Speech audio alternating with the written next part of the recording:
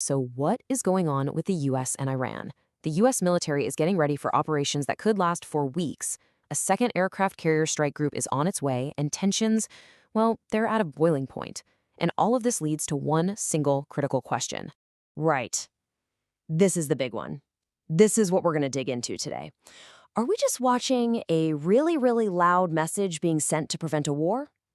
Or are we seeing the first moves on the chessboard for an actual attack? The thing is, it's not simple, because the exact same moves can mean two totally different things. So before we can even start to guess why this is happening, we have to get straight on what is happening. Let's just start with the hard facts, the things we know for sure about the military hardware being moved around Iran right now. And the most important number to know is this one: 2. The US is moving a second aircraft carrier strike group into the area. Now, you have to understand a single carrier group is basically a floating city with its own air force. It is a massive projection of power. Sending a second one, that's a move that gets everyone's attention. It's a huge, unmistakable signal. Okay, so let's break down what this really looks like. You've got that second carrier group steaming towards the region. Then we hear directly from the Pentagon that they're getting ready for operations that could last for weeks, not days, weeks. On top of that, all U.S. forces in the Middle East are on high alert, and you can bet that surveillance drones and spy planes are working overtime.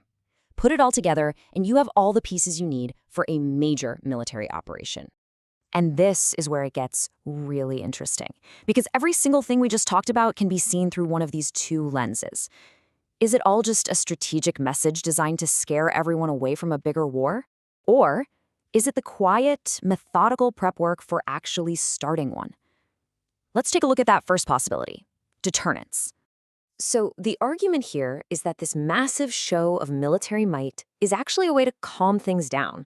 It's like a high-stakes game of poker, where you're trying to send a message so strong, so clear, that you never actually have to show your cards or, fire a shot. And this gets to the core idea of what's called strategic deterrence. It's a classic foreign policy play. The idea is pretty simple, really. You show your opponent that you have the power and the will to hit back so hard that it's not worth it for them. If they believe you, they won't make a move in the first place, because the consequences would just be too devastating. And this quote from a defense official just hits the nail on the head. It says it all. The point isn't that you want a fight. The point is to make the cost of that fight so unbelievably high for Iran that they have to stop and seriously reconsider their plans. So the bottom line for the deterrence argument is this: the deployment isn't an act of aggression. It's actually a form of crisis management. It's about restoring a little stability by reminding everyone in the room just how much power is in play. But what happens if that show of force isn't seen as a warning, but as a warm-up? Which brings us to the other side of the coin, the darker interpretation. This view says, hey, these aren't just signals. These are the practical, step-by-step moves you would make if you were getting ready to launch a real, sustained military attack. I mean, just look at this timeline. What's happening right now? It fits perfectly into week 1, getting your assets in place. The next steps, picking targets, firing up the supply chains, are exactly what planners would be doing if they were waiting for the go order. And the fact that they're preparing for weeks of operations, that strongly suggests they're planning for a lot more than just a single strike. And this is the razor's edge we're on. The ships, the planes, the troops, they're the exact same whether you're trying to prevent a war or start one. An aircraft carrier can be a shield or it can be a spear.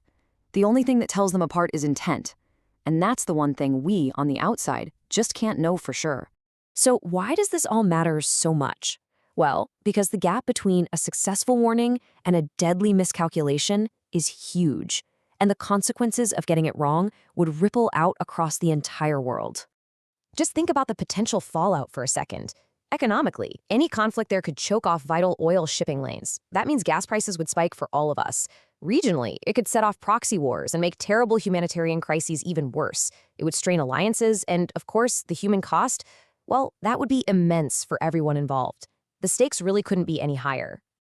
So all of this brings us to the deciding line. You have both sides walking this incredible strategic tightrope. The goal is to look tough, to show you won't back down, but to do it without accidentally tripping and falling into a war that maybe nobody actually wants. So here's the bottom line. When your main tool of diplomacy is an aircraft carrier, your margin for error is razor thin.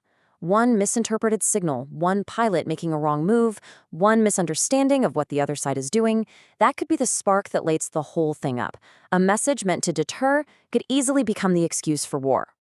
And that leaves us with this final, really tough question. In this world of high-tech weapons and even higher stakes politics, how do you tell the difference between a powerful message and a pulled trigger? The answer to that is what's going to decide if we look back on this moment as a clever bit of crisis management or as the start of another tragic, devastating conflict.